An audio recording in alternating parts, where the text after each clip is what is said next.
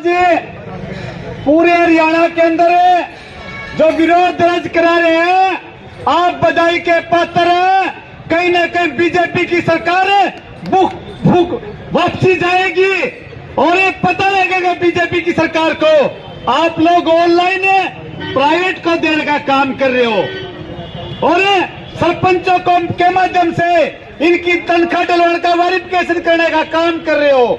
हम कहना चाहते हैं, ये किसी कानून के अंदर नहीं लिखा हुआ। किसी भी महकमे के अंदर कच्चा या पक्का कर्मचारी लग रहा है, उसकी हाजिरी कोई सरपंच लगाएगा, कोई बैंक का अधिकारी लगाएगा। किसी कानून के अंदर नहीं लिखा हुआ। ये तानाशाही के विरोध में हम कहना चाहते हैं सरकार से, ये 2024 आपके लिए इतना खतरनाक होगा, दोबारा बॉय नहीं जमोगे। ये ज्यादती, ये कर्मचारी चाहे कच्चे कर्मचारी हो चाहे पक्के कर्मचारी, इसको सहन नहीं करेगा बताने के लिए आपके विरोध में आए इसके बारे में। और हम तो एक बात और कहा भाई, ये जो तहसीलदार है, एसडीएम हो, तहसीलदार हो, डीसीओ, हाजिरी मारिए। आप प्राइवेट को दे रहे हो या सरपंच को दे रहे हो, सेक्रेटरी को दे रहे हो।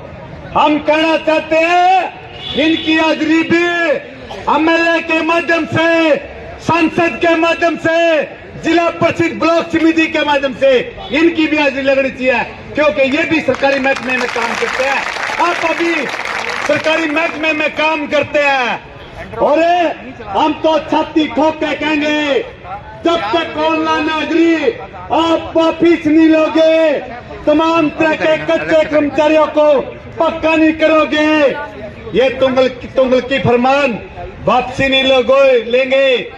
ये सुशील गुजर का था ना, जिस सरकार के पीछे आप लग जाते हैं, शमशान घाट तक छोड़ेंगे इसने।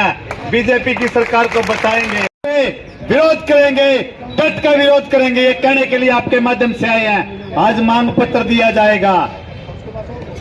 भाई यूनियन तो हो कोई सी भी है, हम तो नुकवा आओ और मिलकर इस बीजेपी की विरोध में, ऑनलाइन के विरोध में आप डट के लड़ेंगे। पता लगेगा हमारी यूनियन कौन सी है, हमारा संगठन कौन सा है, हमारा झंडा कौन सा है, हमारा बैनर कौन सा है। आप हमारी नौकरी को बचाने के लिए हमारी नौकरी पक्की होगी कि ना होगी अभी तो नहीं कह सकते, लेकिन इस बीजेपी की सरकार को कच्चा करके छोड़ेंगे 2024 में, ये बताने के लिए आपके बीच में है। आपने मेरी बात सुनी, तभी सभी साथियों का धन्यवाद भी है। 2 नारे लगाएंगे साथियों, और जो अपने जो तहसीलदार करनाल है, ये यहाँ पर पहुंच चुके हैं और इस समय जो है ये नेताजी साहब जो चौकीदार है अपने मांगों का जो है ज्ञापन यहाँ तहसीलदार राहुल गुरा जी को देते हुए, और यहाँ इस समय सभी जो है अपनी मांगों को लेकर के यहाँ पर यहाँ तहसीलदार करनाल को यहाँ पर अपना मांग पत्र देते हुए नजर आ रहे हैं। फिलहाल आप सभी हमारे साथ बने रहिएगा।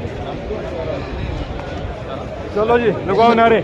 ज्ञापन दिया है, क्या कहना चाहेंगे?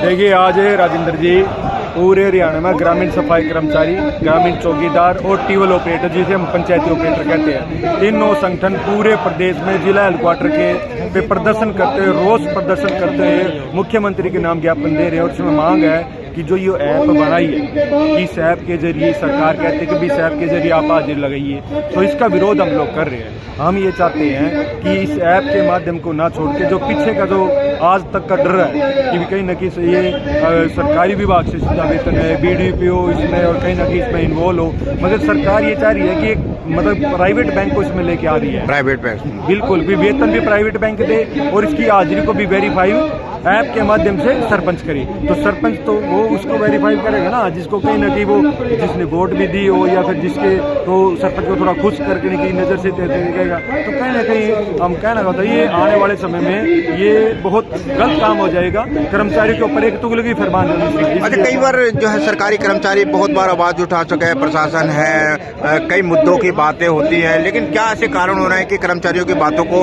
अब मद्देनजर नहीं दिया जा रहा, जबकि पूरा समाज और देश जो है वो कर्मचारियों के माध्यम से चलता है? देखिए ये सच्चाई है, जब से भाजपा सरकार आई है राजेंद्र जी, आप एक जागरूक पत्रकार हो, आप ये देखिए सरकारी कर्मचारी रीढ़ की हड्डी होता है किसी भी सरकार की पॉलिसी को चलाने के लिए, किसी की पॉलिसी को अडॉप्ट करने के लिए और उसको लागू करने के लिए सरकारी कर्मचारी की रीढ़ की हड्डी होता है। लेकिन ये रीढ़ की हड्डी को ही तोड़ना चाहते हैं, इस रीढ़ की हड्डी को खत्म करना चाहते हैं, मतलब निजीकरण का दौर लगातार धीरे धीरे, सरकारी कोई चीज ना बचे, तो इसलिए सरकार की ये मंशा है और सरकार की ये पॉलिसी है और उनकी नीति है कि निजीकरण की, प्राइवेटाइजेशन की तरफ, इसलिए सरकार कहीं ना कहीं सुनती है। मतलब सरकारी कर्मचारी और पूरे इस देश का जनमानस वो ये चाहता है कि सरकारी विभाग बचे, सरकारी कर्मचारी बचे, सरकारी ढांचा कहीं ना कहीं कायम रहना चाहिए। लेकिन सरकार ये कहती है कि निजीकरण आए, प्राइवेटाइजेशन आए, बड़े बड़े पूंजीपतियां इसमें इन्वॉल्व हो, तो इस सारी की पॉलिसी को लेकर देश के जितने भी कर्मचारी हैं, चाहे कहीं से भी, किसी भी पार्टी से हो, किसी भी राज्य से हो, किसी भी देश से हो, आज वो सारा सड़कों पर है, तो कहीं ऐसा नहीं लगता है कि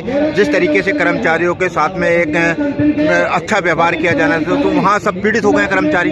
देखिए आपकी ये बिल्कुल सच्चाई है कि आज पूरे देश में एक सिंगल कैटेगरी नहीं बची, चाहे दलित है, चाहे महिला है, चाहे हमारे युवा है, चाहे हमारे कर्मचारी है, चाहे किसान है, चाहे विकलांग है, चाहे सरपंच है, चाहे नंबरदार है। आप देखिए ना, राज्य के अंदर का कोई ऐसा आदमी नहीं बचा टोटली। तो मतलब फिर सरकार ये कहते हुए हमने सबको मतलब एक तमाम नज़र से हम देखते हैं इस देश को नंबर 1 बना दिया। अरे है कहाँ, हर कैटेगरी तो आपकी सड़कों पे आई बैठी है। अब जो आंदोलन करता है उसके ऊपर CID काम करते हैं, जो अपना प्रदर्शन लेके चलते हैं उसके आगे कीले लगाने का काम करती है, जो प्रदर्शन या आवाज अपनी बुलंद करे सरकार के सामने बोले उसको गोली खानी पड़ती है, उसको लटकानी पड़ती है, उसको जेल में जानी पड़ती है। मतलब किस तरीके की सरकार है भैया?